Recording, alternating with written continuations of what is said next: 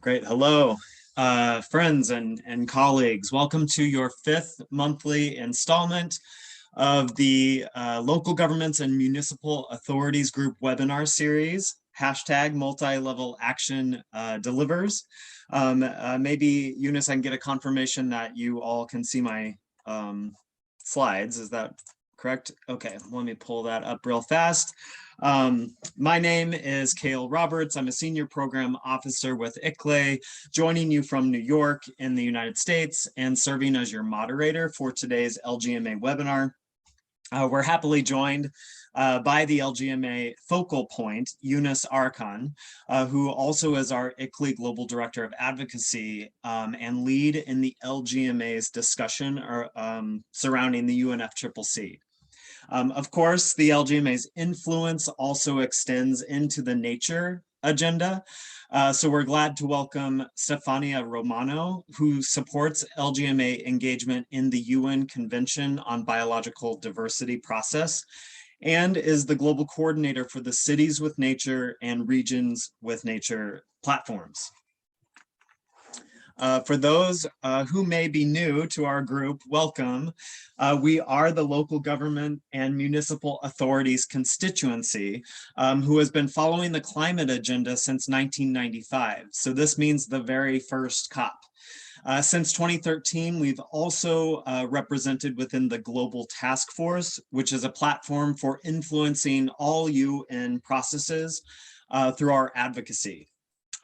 Today, we're more than 30 UNFCCC accredited networks representing cities and regions who intervene throughout a busy calendar to ensure that the voice of local governments are heard loud and clear around the negotiating table.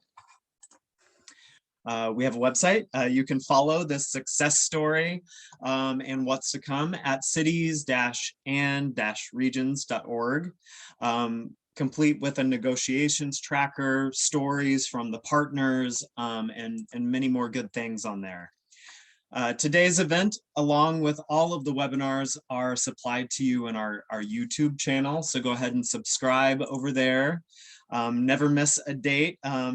As stated, you're listening to part 5 of this monthly series, and a reminder that as of this year, we've updated so that most of the events will be 90 minutes, giving us a little bit more time in order to bring in a fuller diversity of voices from the partners, and then also the discussions around biodiversity. A little background to set the scene today. So please transport yourself with me back to November of last year for a moment. Let's recall that our biggest achievement coming out of COP26 is that the multi-level action can now be considered a kind of default in the next phase of the Paris Agreement. We saw that on the way to Glasgow, 60 countries brought more ambitious climate targets, with many of those predicating their ability to raise ambition on the fact that their national governments were working closely in collaboration with local and regional governments. At this stage, it's important to recognize that these NDCs are not legally binding or enforced.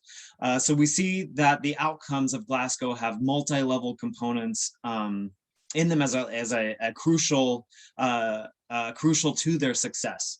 Cities and regions will press forward, and that's really where the work is to be done.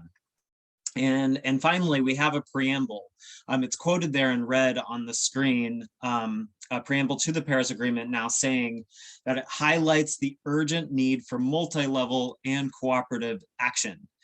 This may be only a phrase, but you can recall in past practices that even one paragraph opens a huge new door. Decisions from Glasgow give us the legal background to continue this work forward. We had a big mobilization during COP26, and that was all thanks to you all on the line and the partners whose logos are listed on the screen. So now looking ahead to COP27, we continue to build on our relationships with the partners, also with Sharm el-Sheikh and the South Sinai governor, and continue our relationships with Scotland and the city of Glasgow, who supported the LGMA to have such a strong presence in the Blue Zone last year. One short discussion before turning to our panelists. It's now time for us to expand the multi-level action pavilion in terms of space, in its technical features. In short, we can make our presence even bigger. So at COP27, we expect new NDCs from governments to be represented. These likely will not be entire rewrites, but should still include contributions from the Glasgow outcomes, including on methane, race to zero commitments, Marrakesh partnership, and much more. This is a unique year to raise these priorities in the next set of NDCs. A second vision is the need to address the topics that were, somewhat forgotten in Glasgow: food, nature, adaptation, culture, circularity, all together understood as what we might call the climate emergency issues. Obviously, we would like to bring forward migration and loss and damage as central unfinished business as we head into COP27. Third, we want to bring forward the idea of a climate and urbanization ministerial. The way that COPs are engaging changes, decision-making. If we have ministers for urbanization being part of all the discussions, the negotiations can become less of an us and them situation, but instead move toward a truly joint effort, a local to national response embedded within NDCs. And then finally, empowering Africa, the Middle East and Mediterranean regions. Egypt is at a crossroads, and the LGMA wants to support an opportunity for these regions to really have their moment, to be featured. So with that, I'll now yield the floor to our panelists and guests, starting with Eunice. Over to you. Thank you, Kirill, for the introduction and the setting the scene. Dear colleagues, dear friends, I'm delighted to share with you some latest updates on what we have left a month ago, so that we keep each other informed and look forward to our upcoming, let's say, priorities in the next couple of weeks. It will become a bit more busy, and we will now go through it in more details. So we would like to start. Let me share my screen because I have some updates as well. It might be better that we use my my slides. Yes, good. You're all able to see it, I hope. Good. Yes, we see it, Eunice. Perfect. We all know that it's a cyclic process every year. At the end of the year, the country who hosted the process is the political presidency as well. And the country who will host starts to be prepared as the incoming presidency. They start to wrap up their teams and define their priorities. Obviously, this cycle goes up and down in terms of the diversity of the teams and their engagement. So now we are seeing gradually shrinking from the UK side because they're about to hand over to Egypt, and Egypt is becoming bigger in number in terms of their influence into the process. The thing that is new in this slide is the right column. So we are able to now be able to understand the priorities. This list of 5 was announced this week. The Egyptian climate action champion, Dr. Mahmoud Mahidin, he has released a blog, and this was also presented in one of the meetings of the partners of the Marrakesh Partnership, so that these 5 topics will be much more discussed in the way, in addition to the negotiations agenda, or at least complementing to the negotiation agenda. There is this holistic approach, which is also, most of those 5 is in fact speaking to the heart of LGMA. Holistic approach, which means consolidation of all these efforts, initiatives, whole of government, whole of society. Implementation, that's what we say as multi-level action delivers. Obviously finance, because we have to make resources available now. Regionalization, which is a bit more emphasis to regional climate weeks, that is much more owned at the continental level or regional level. And the last one is much more important for us. The term localization is in fact has a broad concept. We are aware from the discussions we're having with the champions, they refer local communities, be it urban, be it rural, or even indigenous people.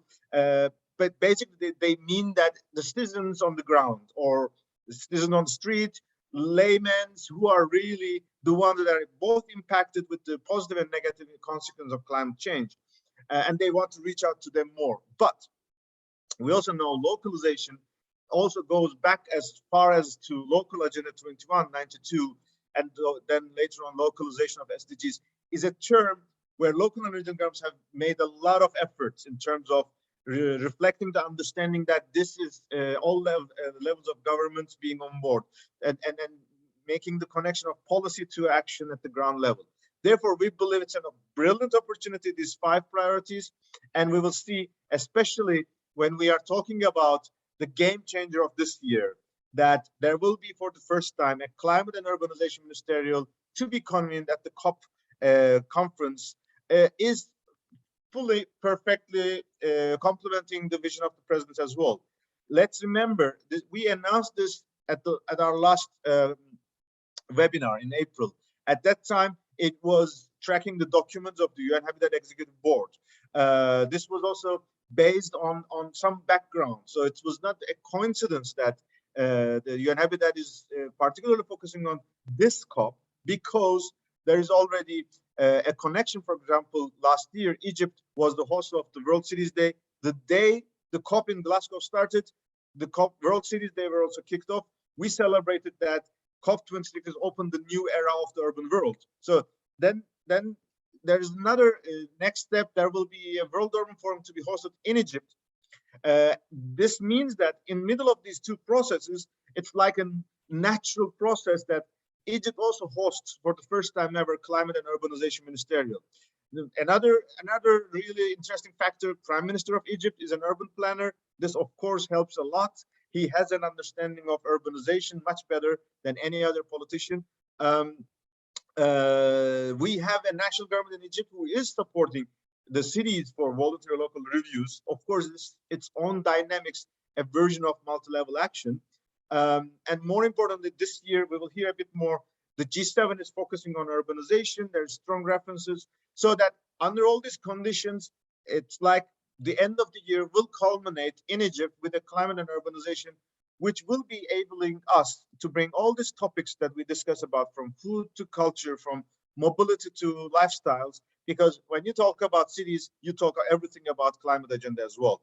So the important thing is that this was announced officially by ICLE or ICLE presidency at the UN meeting in the General Assembly in April, and the high-level review of the new urban agenda. But of course, the official announcement came from UN Habitat Executive Director last week at AFRICT Summit in Kisumu.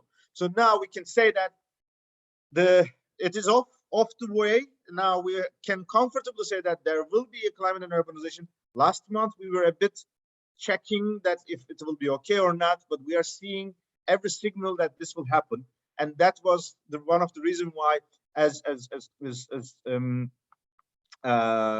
Kale mentioned, that may be one of the reasons why we should empower even bigger pavilion and the blue zone, because we will have a lot of agendas on the way forward.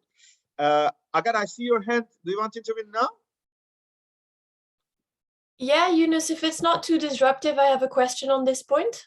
Yeah, sure. Thank you. Thank you so much, first of all, for guiding us through this, like you say, really game changer opportunity from the get-go, from spotting it in the habitat process, and obviously all that really enabling context. So we're super excited, and we really support the LGMA steer, and particularly ICLE steer, in making this happen. It's really positive that all the signals suggest it's going to happen. So we're really pleased with that. My question for you and this group is, what can we do as the LGMA to ensure that this is delivered? Is there anything still of use to do, any relationships or conversations to leverage? And will we have a particular input, suggestions as to how it is delivered? Would we be interested in, pushing the wish list even further and having local representatives at that ministerial? So your guidance on how to conceptualize these further asks, and then how we can band together to voice them would be really helpful, and C40 would be really willing to contribute to that effort. Thank you so much. Thanks, Agat, both for the support and this very important, of course, intervention. Obviously, let's remember, we were asking for a climate and urbanization since Madrid in 2019, if you can remember. So for us, it's like 3 years later, our dreams are coming true. But as a constituency, we are not the main driver of an urbanization. So it's mainly will be in the hands of UN Habitat. In that sense, we are trying to go slowly because they have to have discussion with the presidency, and we are aware that they're in touch. We will be doing our best to support, as you have mentioned. Hopefully, we will contribute when it's a moment they will start to also engage us in terms of planning. I'm confident both from the presidency and UN Habitat side, there will be a very inclusive process. It will just take time. Probably you can imagine UN Habitat is a bit more focusing now to the World Urban Forum that's coming up. And the president is also about to announce their ministerial calendar in the next couple of days, possibly by the latest at the SP sessions in Bonn. So let's go slowly, but let's also start to prepare ourselves. I think in that sense, that is important, what we would like to see.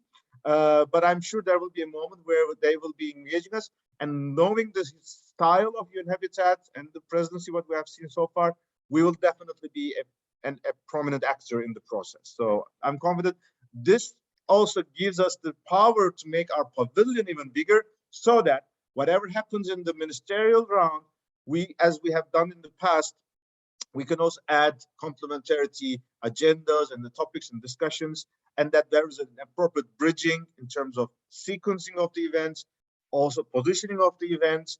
Obviously, you cannot do everything in one event. So a series of events, a series of, let's say, inputs could be then branded as a collective effort, and that will be the sum as the impact. And obviously, how to go forward as well would be the next agenda. So let's start working on it, but let's also respect that some process has to be completed before it makes publicly open, as far as I know.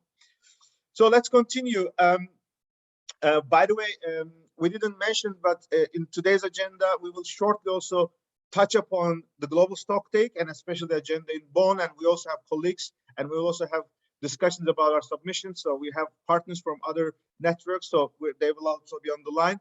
So we will go through them as well in the process. I also would like to particularly welcome a guest in that sense, Hannah Royer, from an independent global stocktake process, who has kindly accepted to join us. So we have a diversity of panelists as well in this call. So just to recap what has happened since our last webinar, as we said, there was an important meeting in New York. We had raised the issue of the bridging between climate and urbanization in the SDGs as well. We had Urban 7 Mayor Summit. We will go into it a bit more detail. At the May Ministerial, the Glasgow, since Glasgow, there was a meeting in May in Copenhagen. It was hosted by Danish government. I must confess, this was a very bold move because usually ministerial meetings take place around the end of the year before the COP. But having it so early in the year is a good signal that the ministers and the presidencies want to elevate the ambition, especially in these difficult times of wars and everybody's distracted now. So it's good to put political momentum. And the second good news is that this was hosted in Copenhagen. Those familiar with the UNFCCC process, they all remember that there's a ghost of Copenhagen since 15 years or so, since 2009, when there is a failure of Copenhagen summit. Everybody is afraid that Copenhagen will repeat itself. So finally, Copenhagen has a good message. There was a very positive atmosphere. It was inclusive, and we are very proud. The LGMA constituency was represented by our colleague Judith Nezan from C40. So we are very grateful for her interventions. She particularly addressed in the agenda on loss and damage as well. So Committee of the Regions, a European institutional body for local and regional governments, is also drafting their position. There was a stakeholder workshop, and another one will be held next week.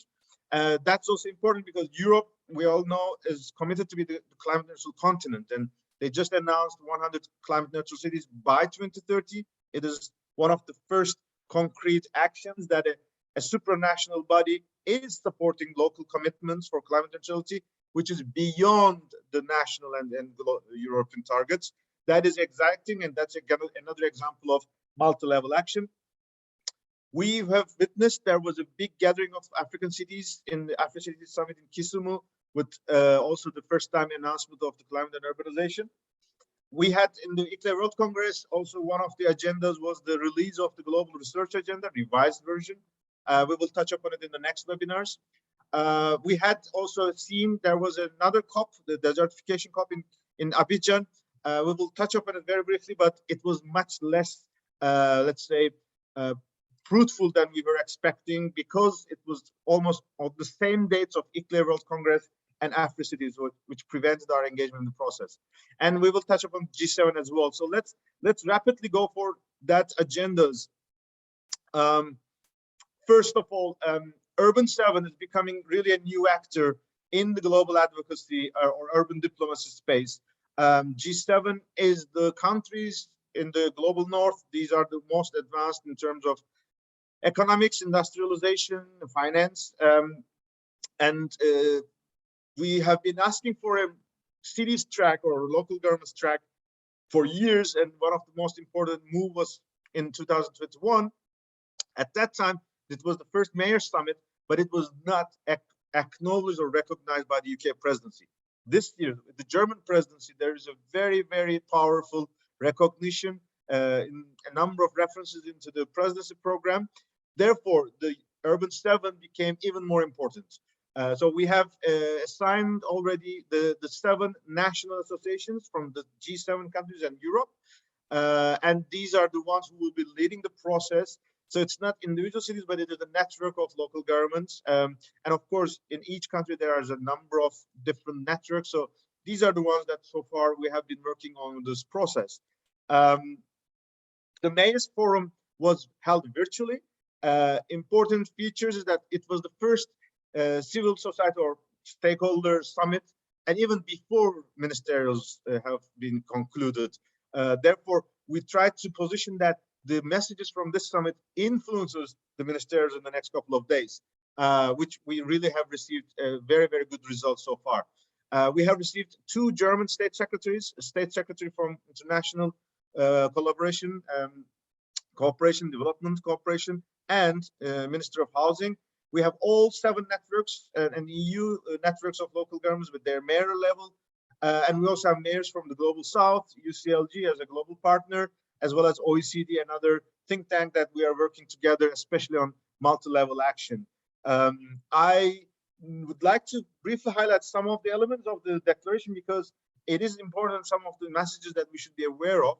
The declaration itself is longer. It also refers to peace, democracy, especially in the verge of the war in Ukraine.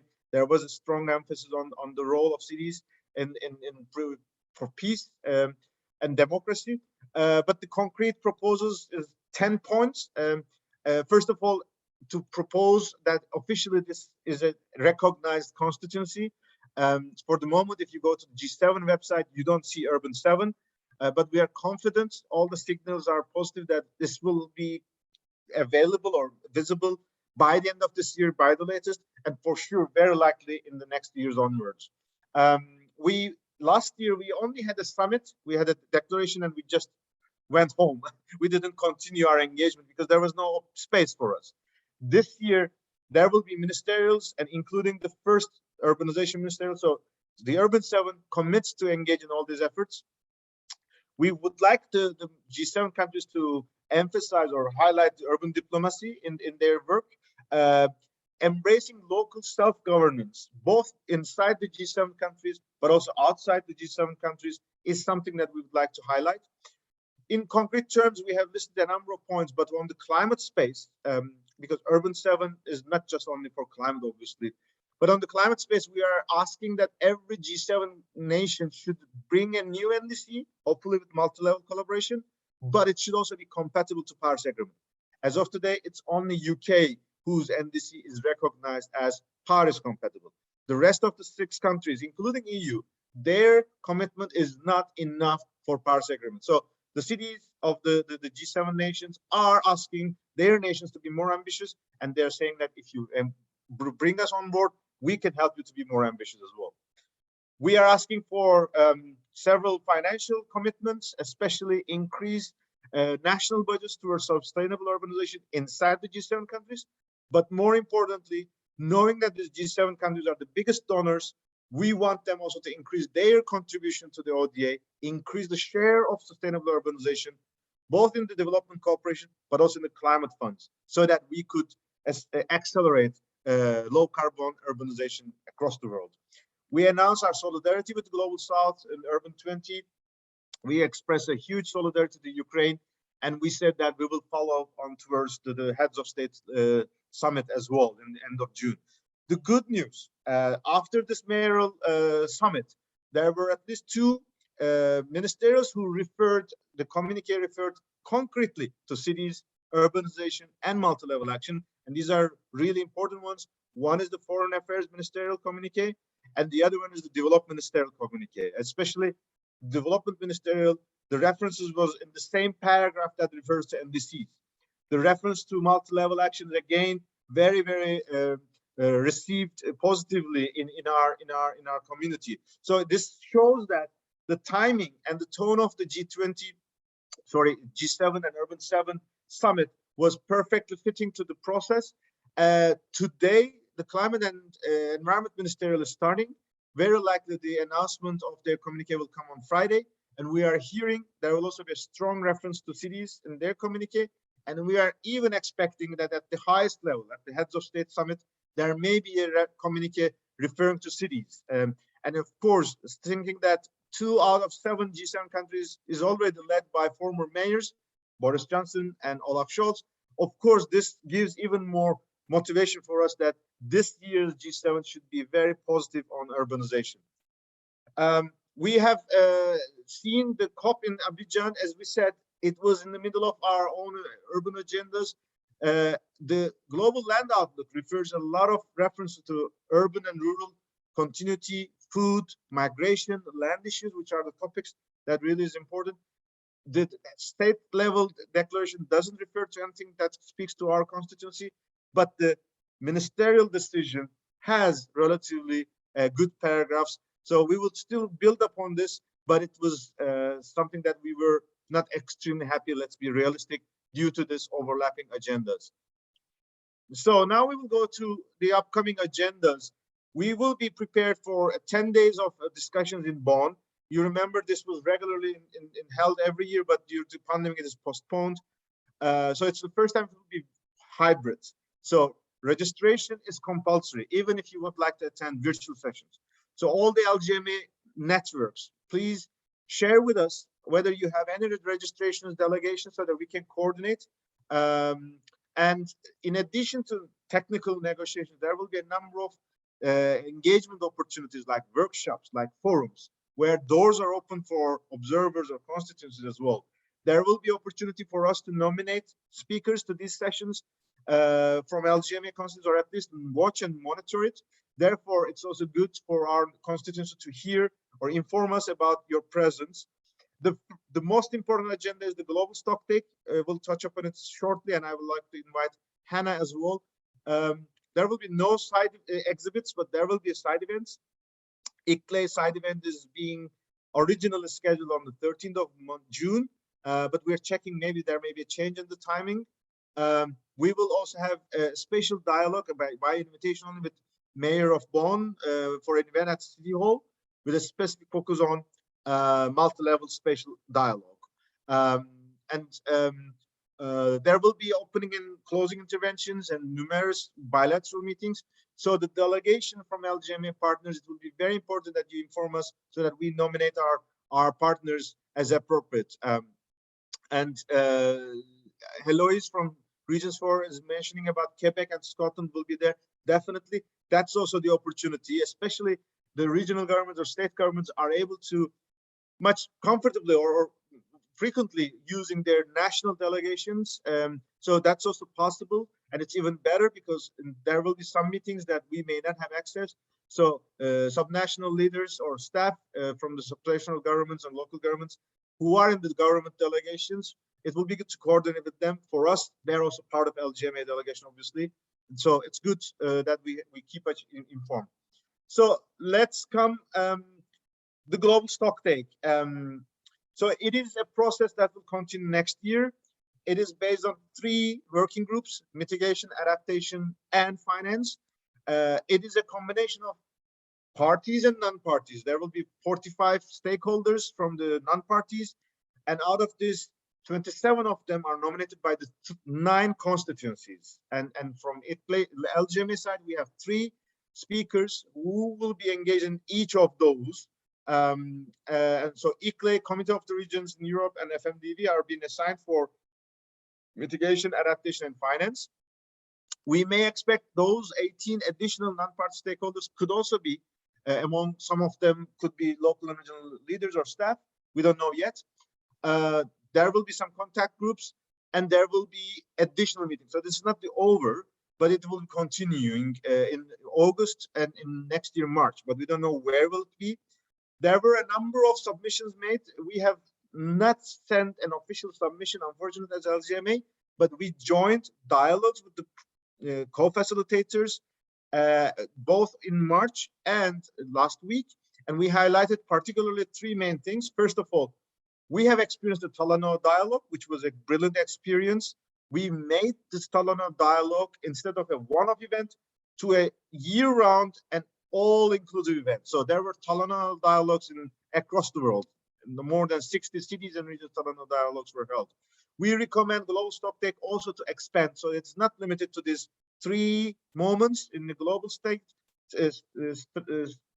setting, but every capital, every cities and regions could also be having their stocktakes, especially, and that is the most important thing, that the global stocktake should not limit it only to the national NDCs, but also include non-party stakeholders and commitments from different stakeholders, in particular local energy governments, particularly knowing that through the Glasgow, we have a multi-level action as the basis of our work forward.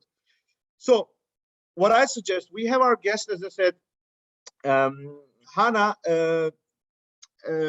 I'm not sure whether Alessia, you can let Hannah intervene if she's on the panelist. If not, she may be in the... Hey, Yunus, I'm here as a panelist, although you can't see me, I don't think. Hi. Good. Thanks, Hannah. First of all, thanks a lot. We would be very happy if you can first introduce yourself and the initiative you are representing, and listening to what we have been discussing. I think you were since the beginning. How would we be seeing our engagement in the global stocktake, and how we can have synergies with your work? So thank you for joining us. Great, thank you, and good to be here, and nice to hear more about what you all are doing. So I'll just say a few words about what the Independent Global Stocktake is. We started in 2019, a group of folks actually coming out of the Talanoa Dialogue thought, how can we work together over the next 5 years to make this global stocktake process, which really has started. We're going to have these meetings in Bonn, which we'll go into in a second, but also culminates in 2023 and then repeats every 5 years thereafter. How can we make that as powerful as possible for this urgent climate action we need? So it's essentially just a platform for civil society, both advocates and analysts, to come together and work on issues related to the global stocktake. So we have 4 working groups, which follow each of the long-term goals of the Paris Agreement, which are also the themes of the stocktake, as you said. So stocktake is going to focus on adaptation, finance, and mitigation. And then the stocktake is mandated to be considered in the light of equity. And so we have a group focused on equity because we do think that's extremely important. And that's also one of the things that civil society can help bring forward and make sure to push on. We also, and I think this might be one of the places where our work can intersect, is we have these regional hubs, one in Latin America and the Caribbean with a hub specifically focused on Brazil, and then one based in Mexico focused on other parts of the region, one in West Africa, and then one in Southeast Asia. And so those hubs are firstly just serving as general resources for civil society in the region to understand what the stocktake is, how it might affect their work. And then ideally, and this comes back to the idea of these regional stocktakes, lift up voices from the region and feed that back into the formal process. So we are really excited about the opportunities for that now that we know the dates of the regional climate weeks, for instance, thinking about how those could be a piece of this. So I think that's one big piece. And then I'll just say, in terms of what we, obviously, we all been spending a lot of time on this, we do think the stocktake is a really important mechanism. We call it the heartbeat of the Paris Agreement. It's the one chance that we have in the formal process to really come together and, look backward, but also look forward collectively on how we can really maybe adjust what we're doing or change some things. And what will happen over the next 18 months is there will be this technical dialogue in Bonn. There will be these 2 additional dialogues. And then the political phase is going to happen starting next summer all the way through COP28. And that is where we think there'll be a lot of room for negotiation and advocacy, but we also do want to start that now. So we, as a community, are trying to think now, what are the concrete outcomes that we need from this decision or declaration in 2023? And would love to work with you all on that and think about how we can make sure, as independent institutions, we're all kind of aligning and making sure that we're communicating the urgency of the moment. Thank you, Anna.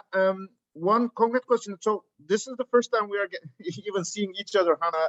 So that's hopefully that this will not be the last time that we will be helping each other on the journey forward. One concrete question: as you heard, we will have representatives. I mean, we are using the advantage of having a constituency because constituents are able to select their own representatives. It doesn't have to go through the other process by champions. It has advantages and disadvantages. So in our case, it's an advantage because many of the partners who are now joining in this call have been working with us. So who will be from your teams in Bonn? So let's know and learn each other, whether you have any representatives being elected into the stocktake, either through parties or non-parties, and maybe think about what could be done forward because it's just starting. So that would be my point. So we could continue onwards. And thanks a lot for your time, even in a short notice, joining us. So if you want, maybe we can now go to the next agenda for us, is the submissions. And that is in fact related to slightly the global stocktake. First of all, we would like to thank all colleagues who have been working with us in drafting these papers so far. We have some of them who have been advanced relatively much better than the others. The others are starting. Over these couple of weeks, we have been producing this as a new way of engagement of the LGMA, so that we have thematic working groups, that experts are producing their own information, and others who would be supporting this will also join them, but some of them should have to run faster and lead the others. One biggest weakness we had over the past couple of months, we couldn't make the effective coordination. I know there were some questions and clarifications. One of the things that I noticed at the moment is that so far these documents were prepared in the sense that they were submitted to the global stocktake. However, there is a difference. Global stocktake is a separate process on its own, which has to focus on adaptation, mitigation, and finance. But the submission teams that we listed here has their own negotiation documents. They have their own mechanisms. So what we have been producing so far, it's not wasted for sure, but I don't think it is appropriate to submit as it is. Therefore, first of all, I'd like to apologize from my side of the lack of information or clarification or misunderstanding. Under this condition, I suggest that we continue to work on it, and we will hear from, first of all, Regions 4, Heloise will be speaking about adaptation. Christina and Shannon will be speaking about action for climate empowerment, and others, if they're on the process, who will be working with us. But I suggest that we keep this as a work in progress, and maybe it is better to wait for the SP sessions to conclude and get ourselves a bit more understanding of what's going on, and then continue the submissions later on. These submissions, obviously, it's important that we catch the deadline, but it's always open that we could send our documents as appropriate later in the year as well. So with this, if you like, let me give first the floor to Heloise, because they were the first one working on the adaptation. Heloise, knowing that there's a caveat that the document you worked for may not be the right tone, but maybe we'll just hear from you. How have you developed your paper so far? What are the topics that you are highlighting in this document?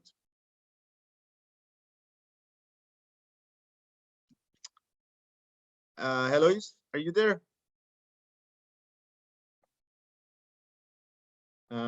We don't see.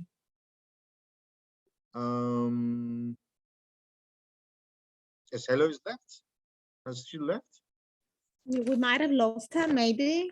She's still unmuted. Okay, she's unmuted. Maybe I will drop her a message. Let's see whether.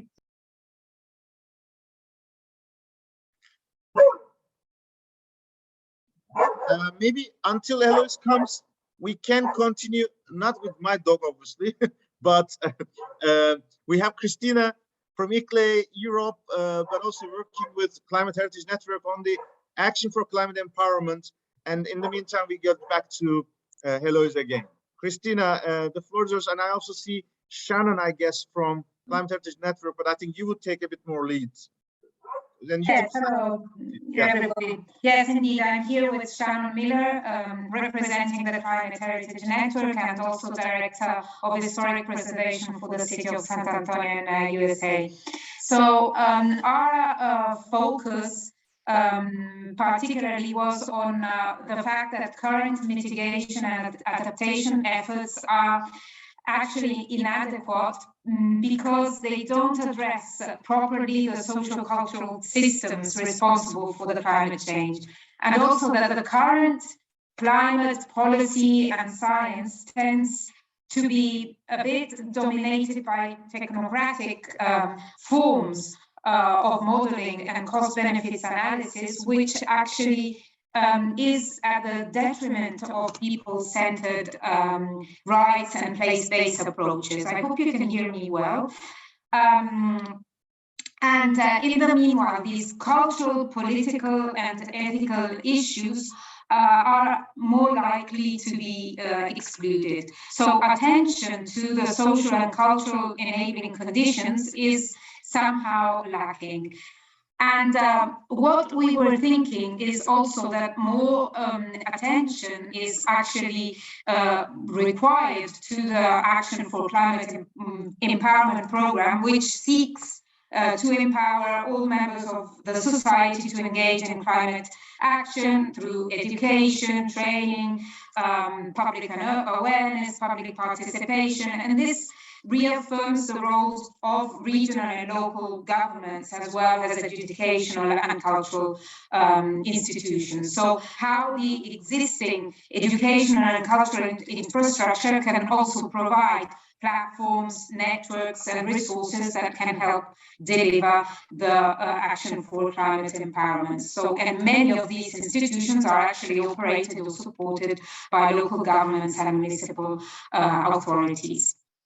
Yeah, I'm not sure if Shannon wants to add something, but these were the main elements, and how culture and cultural landscape and traditional knowledge can actually point the way to post-carbon living, and also pointing on the indigenous people. Excellent. Congratulations. Shannon is also on the line. Shannon, would you like to complement any additional points? No, I don't think so. I think that was a great summary, actually. Thanks to Christina. I don't have anything to add. Okay, so what I could add on what Christina has mentioned, first of all, this is the new program area. There was 5 years of the Action for Climate Empowerment. Now it's the new phase, and in that phase, if you read, and that's one of the things we celebrate, there's so much reference to local and regional governments, which makes us much more responsible. That's one thing. From the heritage side, Climate Heritage Network is one of the Race to Resilience partners as well. So there is also reference to adaptation. And third interconnection is again through one of the leading partners of Climate Heritage Network, ICOMOS, UNESCO, hosted very recently an IPCC co-sponsored scientific conference on climate and culture and heritage. This will be now reviewed by IPCC in the upcoming plenaries. And let's remember, this was also inspired slightly with the experience of cities IPCC, and which created a good agenda. I think that is really giving us much more evidence that heritage, local and regional governments, especially when we're going in an emergency mode of action, has to come together. So this submission will be very, very important. As I said, it's a pity we couldn't make it in time, but we will work in the next couple of weeks. I suggest once again, let's take a deep breath and work on it a bit more. But I'm sure it will kick off, especially on the way forward. One thing could be, for example, there will be ACE dialogues in the SP sessions. So we could contribute there even without a submission, but the points in this document, we can submit our colleagues, they can speak there. But more importantly, we can work with the ACE coordinators to suggest a local and regional governments as a priority topic in the ACE dialogue at the COP in Sharm el-Sheikh. And we all know, for example, we're discussing with our heritage colleagues, culture, there's no culture ministerial yet. But if we have an urbanization ministerial confirmed, that is also opening space for culture and heritage community as well. So these are the synergies we can all consider so that we build up further our agenda on the way forward. So once again, congratulations. And if Heloise now is able to intervene. Heloise, are you there? Oh yeah, sorry everyone, I was dealing with a last minute emergency. We have our General Assembly coming up, and as you know, no, I just no, thank you, Eunice. I just wanted to say that we've worked very closely with the Committee of European Regions to develop a submission on the adaptation goal and for the global stocktake. So we invite all LGMA members to review review it and input. I think Eunice, you provide the deadlines, and then we're happy to also coordinate with the intervention of CORE at Bonn to make sure that this submission is reflected in the messages that we share at Bonn, and the same would be done for the other global stocktake dialogues. So it's just maybe a call for all of you to input so we can have common messages. Thank you very much. Thank you, Ella. Is also again, there is a spatial discussion goal on adaptation that will be continuing until Sharm el-Sheikh. It's almost like a 2-year process. So this discussion has to be focused on that. It's something more than global stocktakes. Global stocktake is a bit backward-looking. Goal on adaptation is a bit forward-looking. So let's think about these nuances.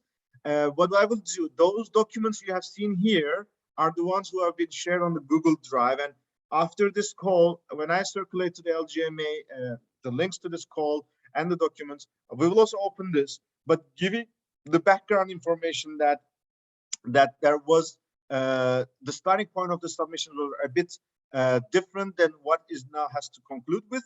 Therefore, we have to consider, but it's at least we have flesh on the bone, we have more substance, now we can go forward as well.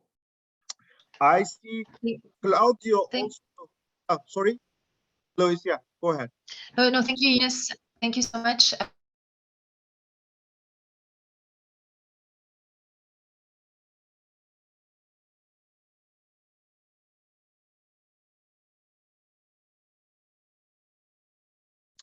Is it me who lost? No, we lost her. It's broken. Okay. Yeah, she has a connection problem probably. Okay. I see among those colleagues who are in this call, Claudio from C40, who is also working on the loss and damage. Claudio, are you able to provide any updates, or it's okay that you're in the listen-only mode at the moment? Hi, Eunice. So we're definitely in listening mode. We're still developing what we'd be doing here, and it would be great to meet with you and Kale to discuss a bit further. I think reiterating what we said in the last call, which is that would be great to see what other entities are interested in collaborating on the topic. I know that we spoke with Eloise from Regions 4 about this, and we're having conversations with other entities that had signaled interest last time. But yeah, it would be great to kind of get a sense from other entities who are organizing around this or interested in it, so that we can start developing or continue developing our position on this, and echoing the call on wanting to understand a bit more of the timelines and the processes more specifically. But otherwise, that's what we have to share right now. Thank you. Great. As I said, the first meeting of the Santiago network, as well as this Glasgow loss and damage, there's a number of processes. I cannot even recall all the names correctly, but the good news, as Heloise mentioned, we also have colleagues from Scotland who will be present in the Bonn sessions at the first week at least. That will also be helpful because we are very proud Scotland has kicked off this loss and damage process. So I think we would be maybe observing in the first week in the discussions. The Committee of the Regions colleagues will be in the adaptation in the global stocktake, and they could provide input to our discussions as well along the line. So maybe then, if we are done, maybe we go back to our original agenda, where we continue this time with Stefania about the biodiversity updates. We know it's relatively calm nowadays, but it's still good to recap. And Stefania from Cities Biodiversity Center, if you can help us. Yes, sure. Absolutely, Yunus, thanks so much. In fact, I would also like to say, since Scotland was mentioned before, that the government of Scotland has just joined Regions with Nature recently. So it's also part of this other partnership initiative. I'm very happy about that. And today we just launched the announcement throughout our media channels. Yes, that's a very good achievement, I would say. As far as the CBD COP15 process is concerned, unfortunately, there is no update about the new dates yet. You know that the last news we have August, September, but we know that a meeting on the 19th of May, where possible further postponement has been announced, but no formal notification has been issued yet. Therefore, we are still kind of hanging, pending and waiting. You know that for the 7th summit, there have been attempts into be shrinking the program from 3 days to 1 day and a half. We know that there is a kind of a bubble in terms of organizations and attendance in presence there. Now, the usual calls that we have with our Chinese colleague, in fact, have been canceled over the last weeks, and that's why, because there are these internal, kind of discussions. Therefore, we didn't get any official update because of this reason. We know that the next step, the next milestone is Nairobi from the 21st to the 26th of June. Just pulling back and picking up from the sub-star meetings in Geneva, all what hasn't been discussed there because there was no time will be resumed in Nairobi and then hopefully also sorted out. And another important event which is in the frame of the Edinburgh process and the coming event as well is the World Bio 2022, which is a multi-stakeholder process. It's been led by the state of government of Sao Paulo, the CBD Secretariat, ICLEI ourselves, Region 4. It's supported by the EU 2020 project and the GIZ, and it's part of the 2 years experience of the Edinburgh process. It supports the implementation of the post-2020 global biodiversity framework. It recognizes the whole of government approach, leverages on initiatives like cities with nature and regions with nature, and covers both technical and scientific issues and capacity building. So it's the organizer themselves. It's going to be happening in Sao Paulo, early June, 7, 8, 9 of June. It's hybrid. We will be participating in this very summit, both virtually but also in presence. And it's important to say that the organizers themselves call it, rather than an event, a process, because in fact it aims to be supporting the implementation of the 10 years global biodiversity framework and also the implementation of the plan of action. There are 5 topics that are going to be discussed. One is governance and communication. The other one is the city level upscaling urban nature-based solutions. Then green and blue economy, protected areas, and science, knowledge generation and monitoring. And also how financing instruments and funding will be channeled throughout to be then brought up towards, the process, the CBD process itself. So it's going to be a very interesting, time in Sao Paulo, and we'll definitely keep you updated on as no more updates from my side because that's all what you're getting on our plate, but definitely next month hopefully we'll have more confirmations, more sure dates of we really wish for that. And so I guess that's it from my side.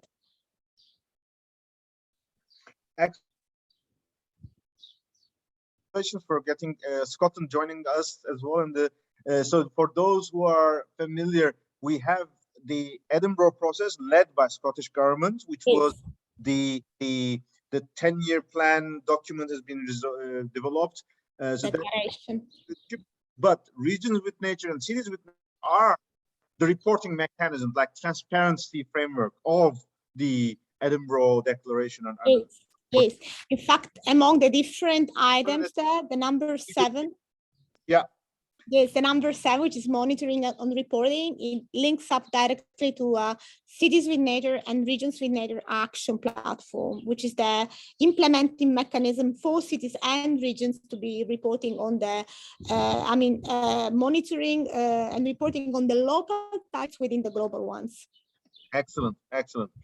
So on also this discussion about the COP, of course, this is the UN process, and UN process always respect the host country's unique conditions.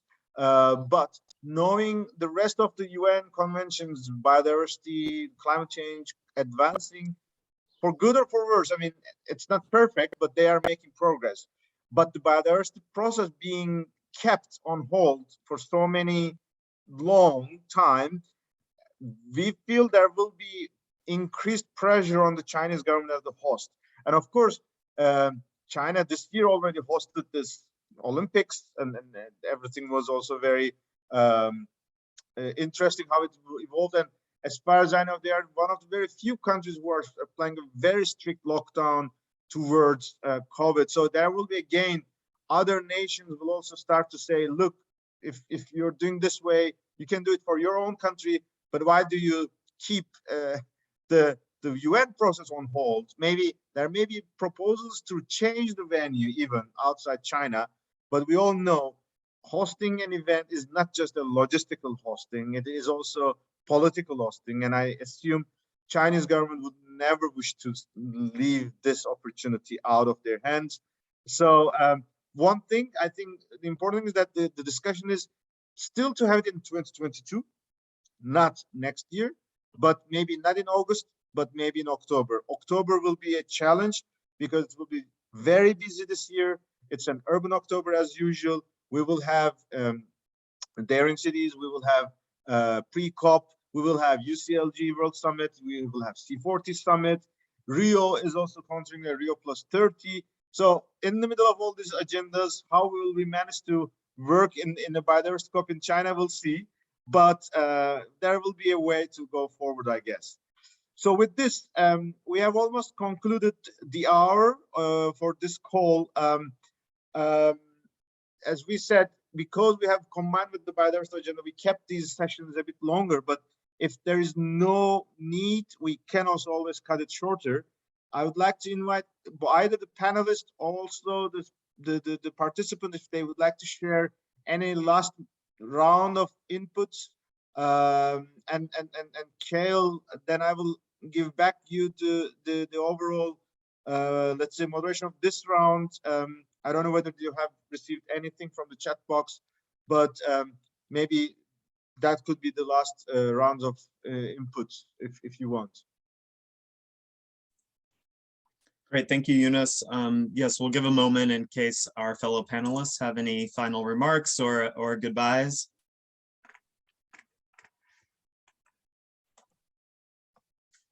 Hearing none, the only questions that we were receiving in the chats were about process and submission timeline for the global stocktake submission. So I imagine that Yunus will be putting out some email communications, giving us a little bit clarity on a new timeline we can consider.